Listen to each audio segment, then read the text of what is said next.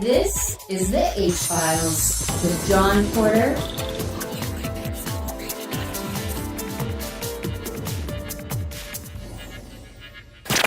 Welcome to the H-Files from Clyde Valley Hog.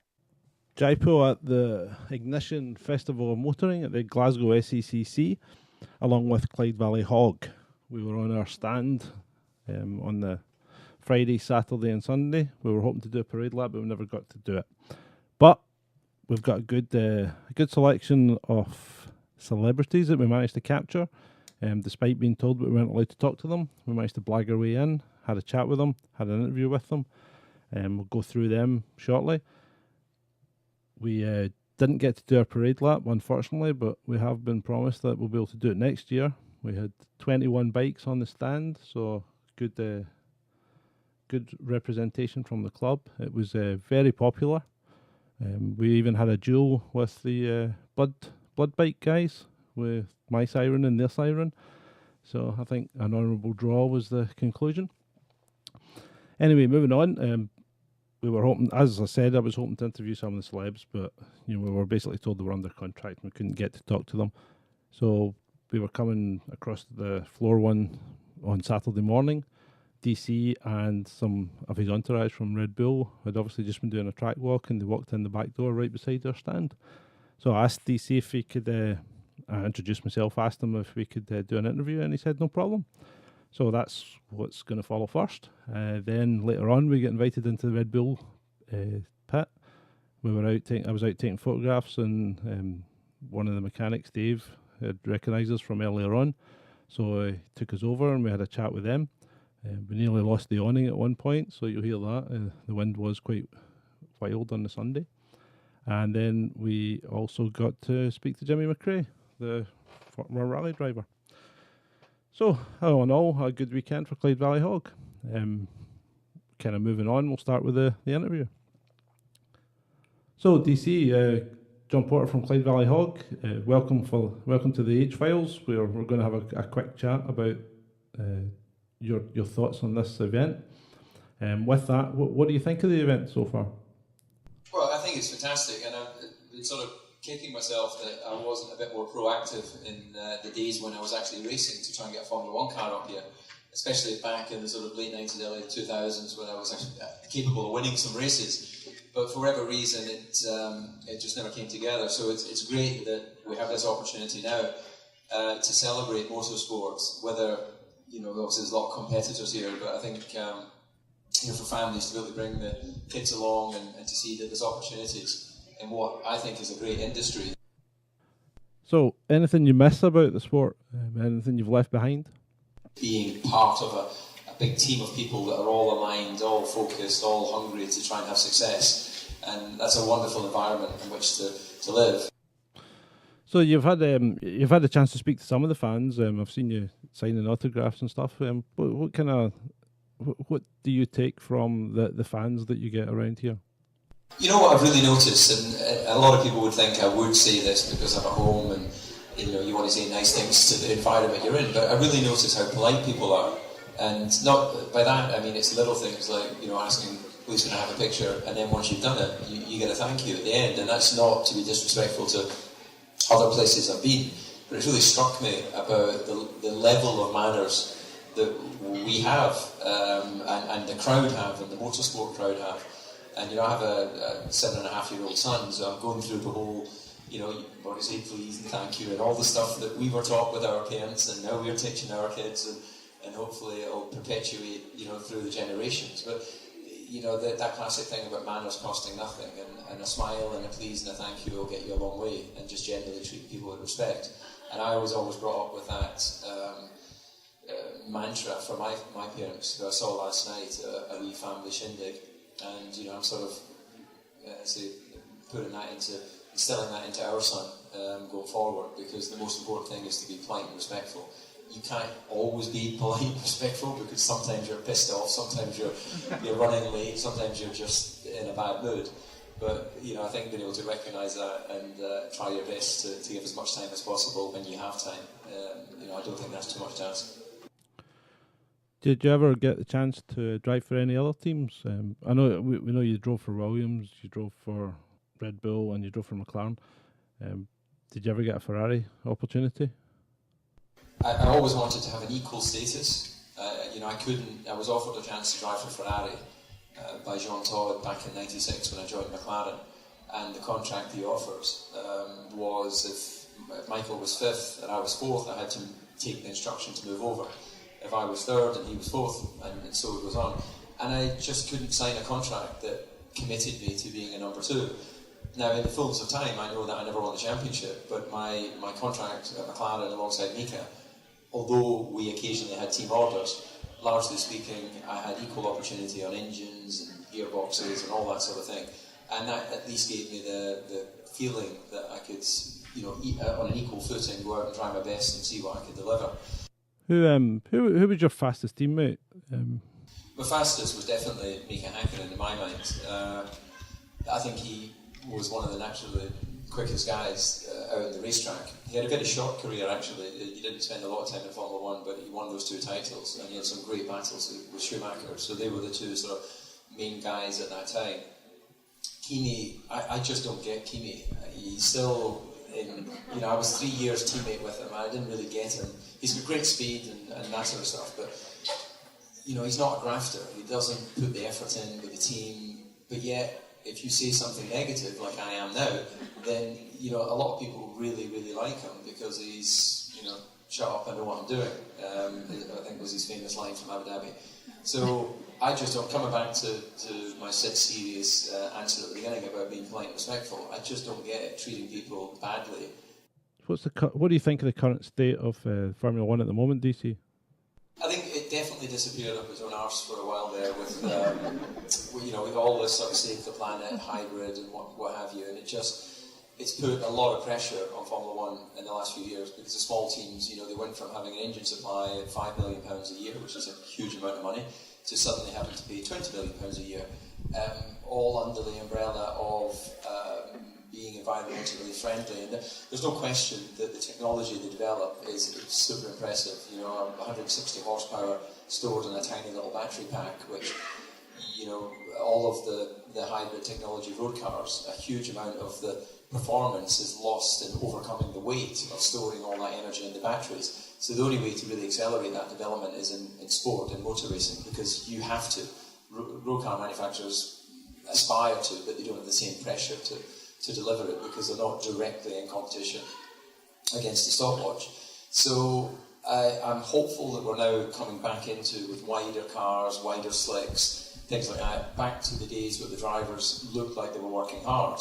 My whole career I trained to a level which makes me still feel uncomfortable. I used to train twice a day and everything was focused around being physically the best I could be, and it was hard. It was really, really hard to drive those cars quickly for 2 hours. A lot of the races you get out and you are knackered.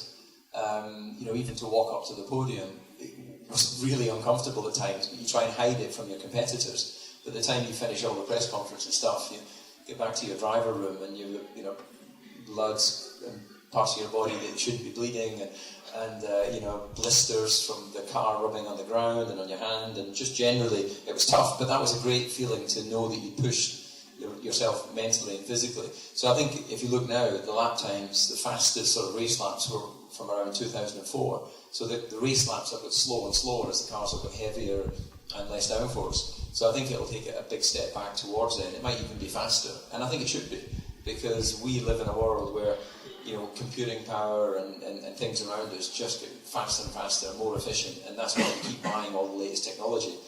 An old Nokia phone will still do the same job as your latest iPhone in terms of audio communication, but we like all of the other technology, and that's part of what appeals to human beings. So I'm hoping that there'll always be the quickest team, and that those at the back are struggling, but I just hope there'll be closer, more competitive racing where you really think, God, I don't think I could do that. And that has to be important. There's so many sports I look at and think, I would not want to be there. And it gives you a healthy respect for those that are. So if it's not too uncomfortable for you, who do you think's the best driver on the grid today? Fernando, I think, had a period where he was sort of considered the driver's driver, but it's, it's getting more and more difficult to judge where he is with the McLaren performance right now. I think, the obvious things like Seb is a very, very high performer. Daniel Ricciardo, Max, what he does at 18 years old is super impressive. So I think there's a lot of them on that sort of tier 1 level. Nico is a hard one to sort of position because he wins a lot. He's fast, he's professional, but he just seems not as good at the wheel-to-wheel battling as a Lewis or Max or someone like that. So, take away Lewis, he'd be world champion. So, DC, do you think you could go back into Formula 1? Could you jump back in there and be competitive straight away? I was very lucky to drive for Williams, which was a team that I really followed when I was growing up, and started as a test driver. So the first car I drove when I was 19 was a McLaren. It was the V12 Honda that was driven by Berger and Senna. And if I look at my career, I was a test driver for Mansell, I was a test driver for Senna, I was a test driver for Prost. So the 3 guys that I really watched as a young lad on the telly, I got to work with and experience. So all of those experiences I had as a driver are worth so much more than thinking I'll just jump in the Mercedes now and if I can just learn how to beat Lewis, I can win the championship. Of course, the reason it's difficult for me to give a different answer is because you don't know what it means not to want to race until you decide you've had your time.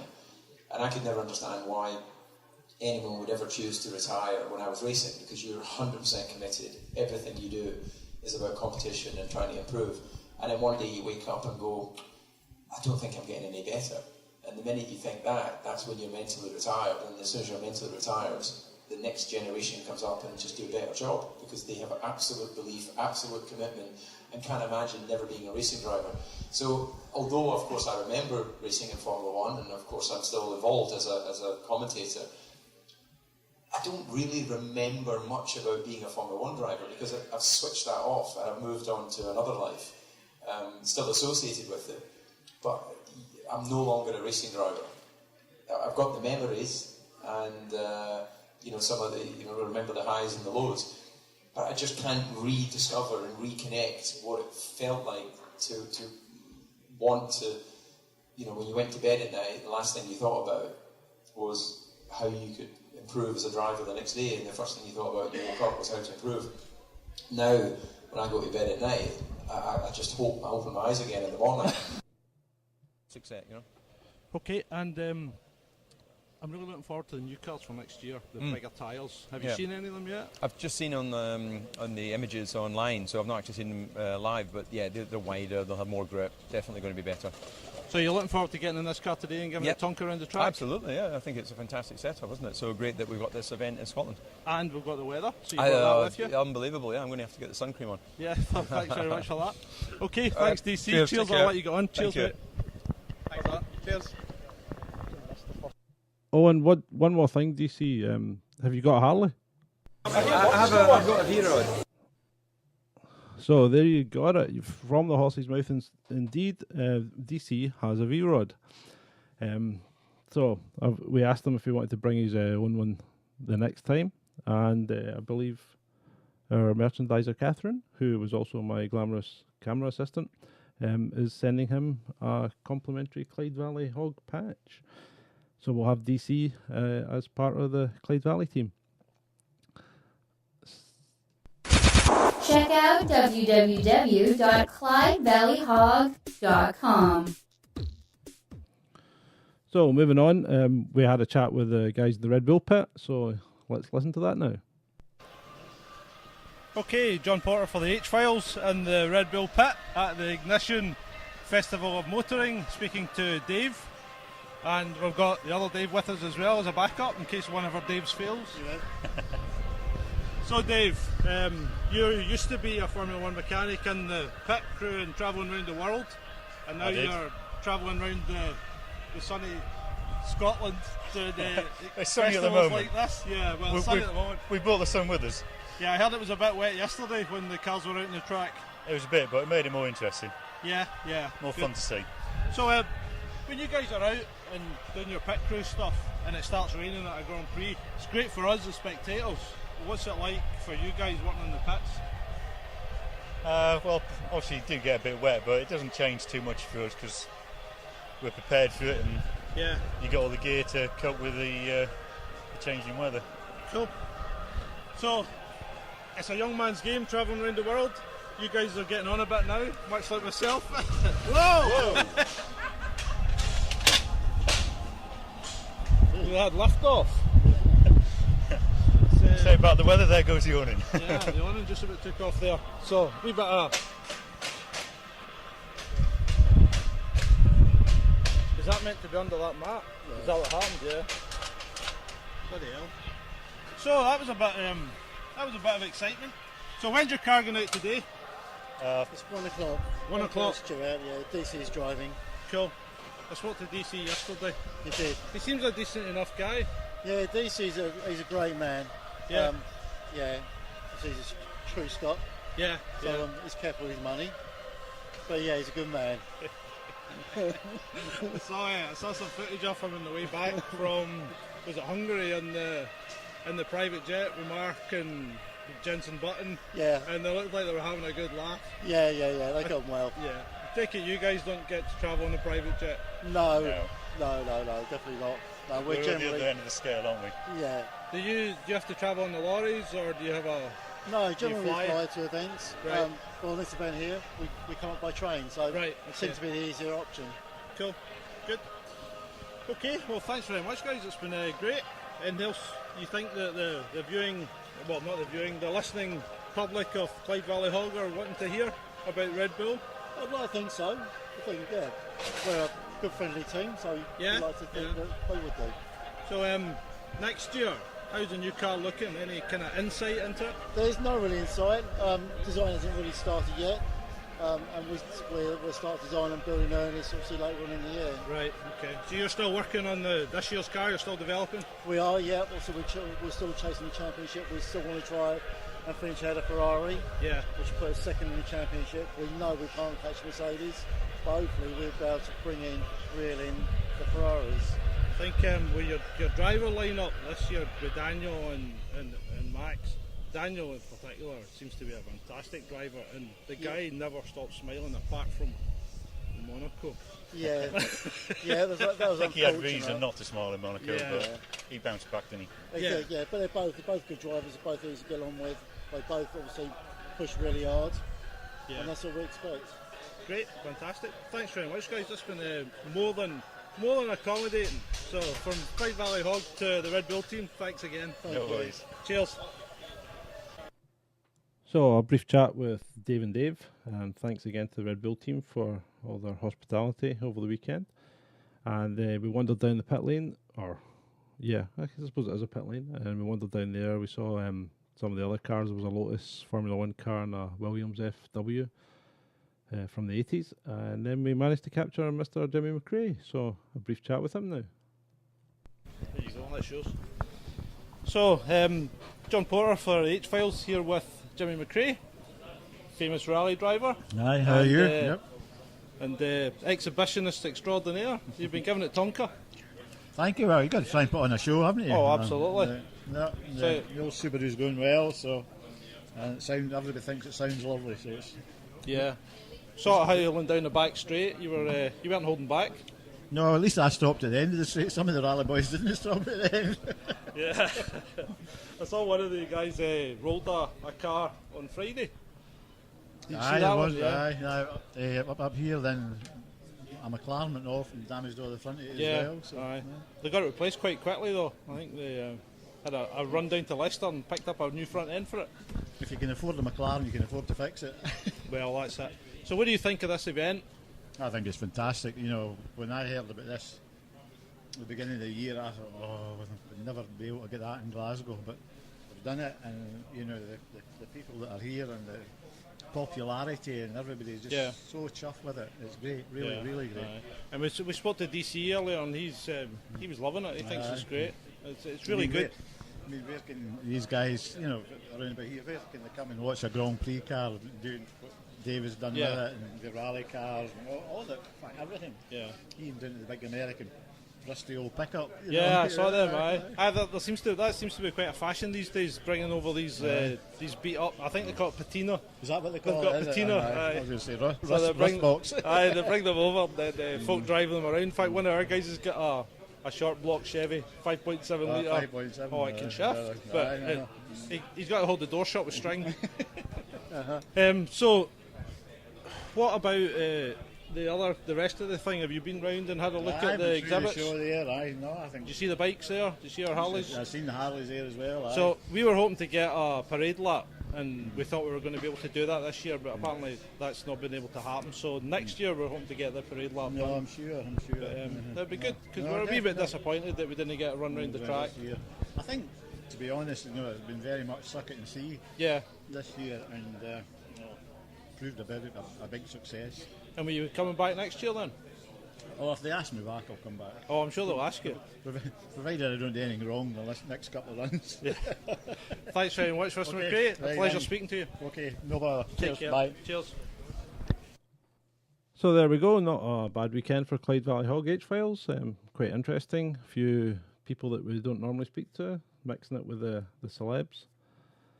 And that concludes our episode. I'd just like to give a thank you to Catherine for helping me out with the photography, and Karen for helping us when we were blagging our way over to the pit lane and then to the other areas as well. So thanks to them. And it's bye from me.